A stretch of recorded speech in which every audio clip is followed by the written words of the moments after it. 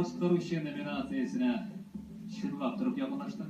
Әйе, хәзер сынлап якынлаштык һәм еңгәсе безнең исмен әйтеп өлгердек, Хамайдагы сәхнәбе төренә сакырып сыгарайык.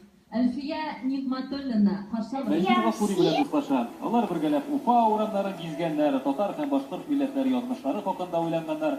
Аннан килеп, безнең Габдулла Тукайның әнисе ягыннан әтисе Ул академик җырлый дип атала. Академиктар йырламай инде, Марсель. Академик йырлау. Бүген академиклар җырлап. Балалар йырлай дип атала. Нәмә генә әйтһәң дә, йырга мөхәббәт иде бала сактан ук халына. Афарин. Һәм нишләп әле безгә бу җырлы күңелле шул вакытта Алайса булай дибез, концертның калганы өчен хәзер син татарча, мин башкортча алып барабыз. Сидерүгә пилдарлары, Башкортстан татарлары, чинода гостырны шәхсәсенә булдыра. Хөрмәтле дуслар, шуның белән Идел 6-нчы Халыкара татар башкорт җыры фестивале ахырына якынлашты. Кардәш халыклар арасында дуслык бер кайсан да бетмәс, бердәм булайык дуслар.